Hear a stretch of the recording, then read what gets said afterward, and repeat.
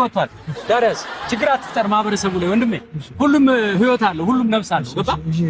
በቃ የእናንተ ብቻ ነው። በቃ እናንተ ብቻ እንደው አገሩ ላይ የምትኖሩ በደንብ ዳርያስ።